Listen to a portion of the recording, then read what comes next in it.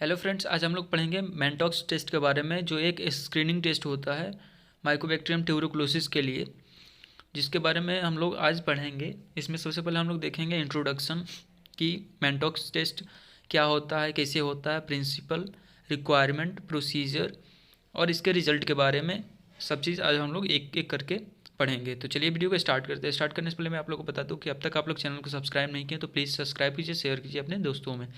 तो सबसे पहले हम लोग देखेंगे इंट्रोडक्शन के बारे में। जो मॉन्टेक्स टेस्ट होता है वो ट्यूबरकुलोसिस के लिए किया जाता है, माइकोबैक्टीरियम ट्यूबरकुलोसिस के लिए। ये जनरली बॉडी में प्रेजेंट होता है, लेकिन जब इम्यूनिटी वीक पड़ती है तो ये एक्टिव फॉर्म में हो जाता है।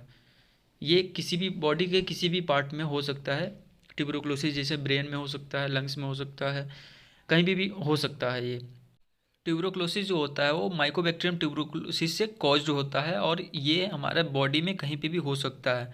इसको हम लोग डिटेक्ट करते हैं मैनटॉक्स टेस्ट से, जिसको हम लोग एज अ स्क्रीनिंग टेस्ट भी बोलते हैं और इसको हम लोग पीपीडी भी बोलते हैं, जिसका फुल फॉर्म होता है प्यूरिफाइड प्रोटीन डेरिवेटिव्स। दूसरी जो चीज़ होती है वो होती है सिरिंज, जो कि 26 गॉज की नीडल होती है।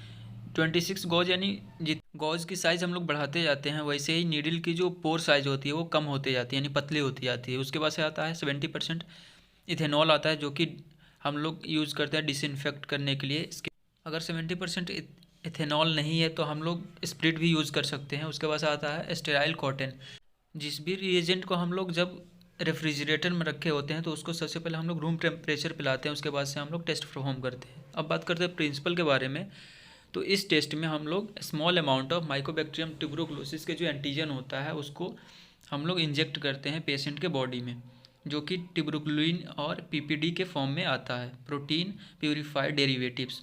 इंजेक्ट करने के बाद से जो भी पेशेंट होता है, अगर उसको टीबी हुआ होता है तो टी सेल जो सेंसिटाइज्ड होता है वो क्या करता है, रिएक्ट करता है और वहाँ पे हाइपर सेंसिटिविटी रिएक्शन प्रोड्यूस करता है। टी सेल सेंसिटाइजेशन का मतलब यहाँ पे होता है कि जो माइकोबैक्टीरियम ट्यूबरकुलोसिस किसी भी पेशेंट के अंदर जब एंटर करता है तो वो क्या करता है कि इम्यून सिस्टम को ट्रिगर करता है और एंटीबॉडीज़ का फॉर्मेशन कराता है, जिसको हम लोग बोलते हैं सेंसिटाइजेशन। अब हम लोग दोबारा जब उसमें एंटीजन फिर से इंजेक्ट करते हैं माइकोबैक्टीरियम ट्यूबरकुलोसिस का, तो वो क्या करता है, उसकी जो पहले से एंटीबॉडी बना हुआ था उससे रिएक्ट करके हाइपर सेंसिटिविटी रिएक्शन प्रोड्यूस करता है, जिसको हम लोग प्रिंसिपल बोलते हैं।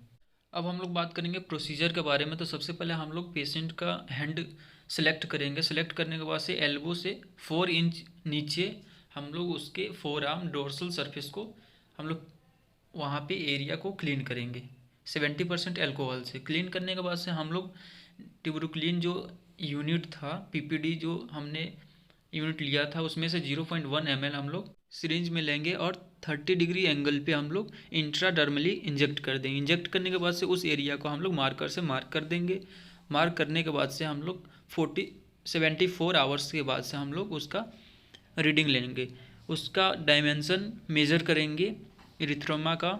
और रिजल्ट के बात करें तो जैसे हम आप डायग्राम में देख पा रहे हैं, जब हमने डर्मिस में इंजेक्ट किया था उसके बाद से उसमें जो स्किन होता है उस पर स्वेलिंग आना स्टार्ट हो जाता है। उसको हम लोग हाइपर सेंसिटिविटी रिएक्शन बोलते हैं।